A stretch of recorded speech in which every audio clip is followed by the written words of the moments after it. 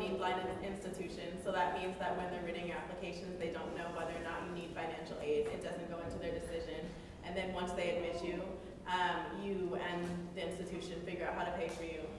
If your family makes less than $60,000 a year, then everything's covered: room, board, school, whatever. If they make between $60,000 and $100,000, then you need to pay for room and board, which is about $10,000, I think.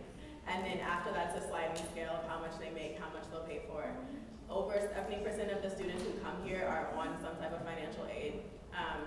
So the perception of like Stanford as all rich kids obviously isn't the case. So yeah, that's the short version. Darius is going to talk about outside scholarships, which are really important, and I really encourage everyone to apply for, start looking for junior, even sophomore year. Continue. Or you can start freshman year. Or freshman year. I would just suggest that you start as early as possible.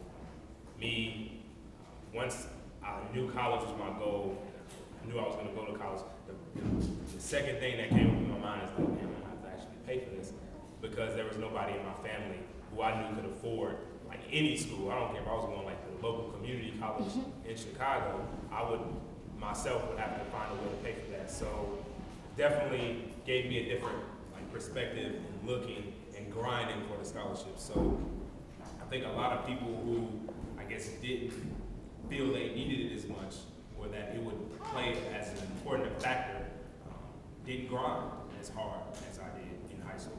And it showed at the end of the day when the numbers came out. And I definitely can attest to his story and say, I definitely didn't have the highest GPA graduating out of high school, nor did I have the highest test scores, but I definitely did have the highest amount of scholarship money when I graduated out of my high school. And actually out of the state, in like top 3 in the country as far as financial aid goes. So it was it's definitely an honor to have that, but I recognize that a big part of that was starting early. I got my first scholarship opportunity sophomore year of high school.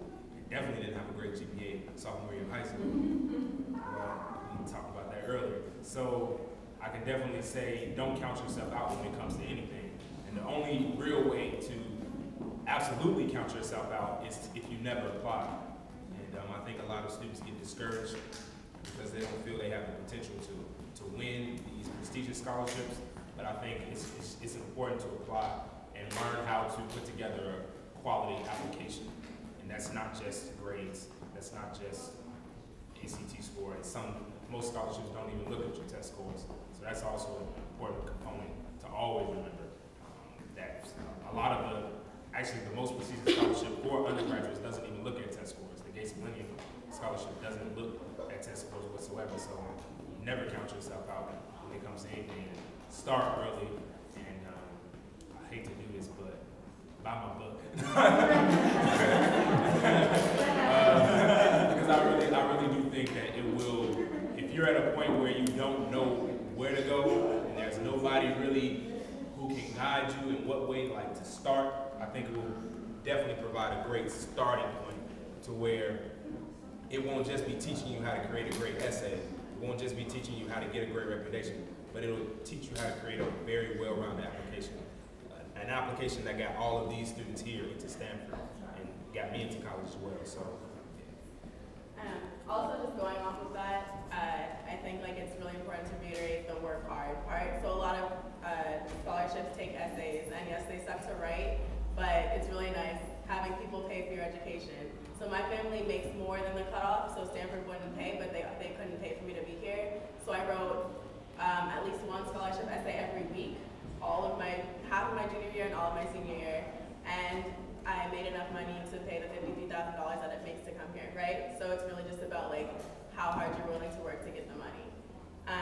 So if you guys could